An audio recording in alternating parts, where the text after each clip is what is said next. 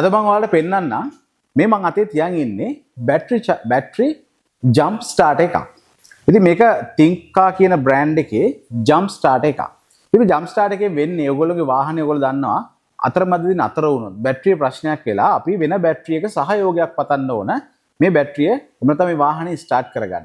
ඉතින් ඒකට අපිට තියාගන්න පුළුවන් පුංචි හැන්ඩි ජම්ප් ස්ටාර්ට් එකක් තමයි මේක. ඔයාලට පේනද මේක ඉතා පොඩි යුනිට් එකක්. නමුත් මේකෙන් ඔයාලා පිළිගත්තොත් වාහනයක් ඉතා විශාල ප්‍රමාණයක් ස්ටාර්ට් කරන්න පුළුවන් කියලා ඒක ඔයාලා පිළිගන්නවා. ඉතින් අතර මම පොඩි කැල්කියුලේෂන් එකකින් පෙන්නන්නම්. මේක අතර මම පෙන්නන්න ගියේ මේ ප්‍රොඩක්ට් එකක් පෙන්නනවට අමතරව මේ සබ්ජෙක්ට් එක ඉගෙන ගන්න තාක්ෂණික ශිල්පියෙකුට ඒ වගේම දුවදරයෙකුට මේකේ කැල්කියුලේෂන් එකක් තියෙනවා, ගණනය කිරීමක් තියෙනවා.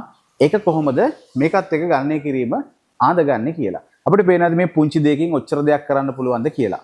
ඇත්තටම කොහොමද කියලා අපි මේක බලමු. මේකේ පිටිපස්සේ ගහලා තියෙනවා මෙයාගේ වැලියු එකක්. ඉතින් මේකේ ගහලා තියෙනවා 16000යි මිලි ඇම්පියර් hour කියලා. මම බෝඩ් එක යූස් කරන්න. මේක ගහලා තියෙනවා මිලි ඇම්පියර් hour 16000ක් කියලා. ඉතින් 16000ක් මිලි ඇම්පියර් hour කියන එකේ තේරුම තමයි මෙයාට පුළුවන් අපි මේක 1000න් බෙදුවොත් ඇම්පියර් hour එනවනේ. ඒ කියන්නේ 16යි ඇම්පියර් hour. ඇම්පියර් 16ක්. පැයක් තිස්සේ නොකඩවා මේකට දෙන්න පුළුවන්. අනිත් එක තමයි අපි වාහනයක් ස්ටාර්ට් කරනකොට කාලේ නෙමේ ගොඩක් වෙලාවට බලපාන්නේ ලොකු ධාරාවක් තමයි යන්නේ. අපි ධාරාවට තමයි මේ ඇම්පියර් එක කියලා කියන්නේ. ඉතින් මේකේ ගහලා තියෙනවා සාමාන්‍යයෙන් තප්පර 0.2ක් ඇතුළත ඇම්පියර් 2000ක් මෙයාට එළියට දෙන්න පුළුවන් කියලා. ඒ කියන්නේ මෙයාගේ එළියට දෙන අවුට්පුට් එකෙන් ඇම්පියර් 2000ක කියන ලොකු ඇම්පියර් ප්‍රමාණයක් දෙන්න පුළුවන් විදිහට වයර් ඒ කනෙක්ටර්ස් ටික තියෙනවා. අපිට වාහනයක් ස්ටාර්ට් කරනකොට අපිට අවශ්‍ය කරන්නේ ක්ෂණිකව ලොකු ධාරාවක්. ඉතින් මේකේ තියෙන එකත් එක්ක සාමාන්‍ය වාහනයක් ස්ටාර්ට් කරනකොට ඇම්පියර් කොච්චරක් යනවද? අපි ඒක හදලා ගණනය කිරීමක් කරොත් සාමාන්‍යයෙන් අපි ඇම්පියර් 200ක් විතර ඇවරේජ් එකක් හිතමු වාහනයක් ස්ටාර්ටින් එකට. ඇම්පියර් 200ක් තප්පර 4ක් ඇතුළත. ඒ කියන්නේ අපි කියන වාහනේ තප්පර 4ක් ඇතුළත ස්ටාර්ට් වෙනවා. මම ක්‍රෑන්ක් කරන් ඉන්නවා තප්පර 4ක්. මේ තප්පර 4 ඇතුළත ස්ටාර්ට් වෙන්න නම් ඇම්පියර් 200ක් වාහනේ ඇද්දොත් අපි බලමු මෙයාට පුළුවන්ද කියලා ඒ කැපැසිටිය දෙන්න. කැල්කියුලේෂන් එක මේකයි. ඔයගොල්ලෝ දන්නවා ඇම්පියර් hour.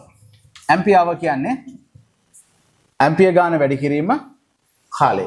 right. මම මේක මෙතන මකන්නම්. අපි මේ විදිහට right.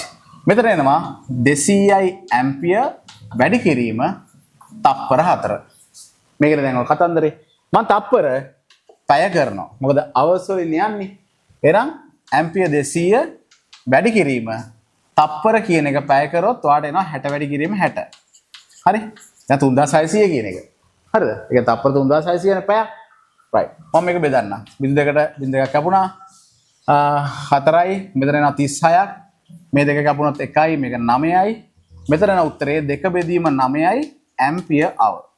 මම මේක තවදුරටත් සුළු කරොත් මට එනවා 2 9 බෙදුවොත් 0යි 20ට 2යි 18යි 20ට 2යි ඇම්පියර් hour. ඔයාලට පේනවද 0.2යි ඇම්පියර් hour තමයි මේකේ ශක්තියක් විදිහට එළියට එන්නේ මේ වාහනේ ස්ටාර්ට් කරන්න. මේ කැපැසිටිය 16000යි ඇම්පියර් hour. එහෙනම් අපිට හිතන්නකෝ කී වාරයක් මේක යූස් කළා මේ වාහනේට පවර් එකක් දෙන්න පුළුවන්ද කියලා. මම මේ කැල්කියුලේෂන් එක ඔයගොල්ලන්ට දැම්මේ සාමාන්‍යයෙන් අපි ඇම්පියර් hour, ඇම්පියර්ස්, එහෙම නැත්නම් වෝල්ටේජ් මේවා සෑහෙන්න පටල ගන්නවා. ඉතින් පටල ගන්න නැතුව මේකක තියෙන ධාරාව කොයි විදිහටද කියලා බලන්න ඕන ඔයාලට පුංචි ට්‍රික් එකක් දුන්නේ.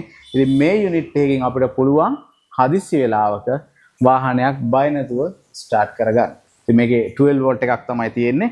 ඉතින් 12 වෝල්ට් වාහනයක් ස්ටාර්ට් කරගන්න ජම්ප් ස්ටාර්ට් එකක් විදිහට හැන්ඩි යූස් කරන්න පුළුවන් එකක් තමයි මේ තින්කා ජම්ප් ස්ටාර්ට් එක කියලා කියන්නේ.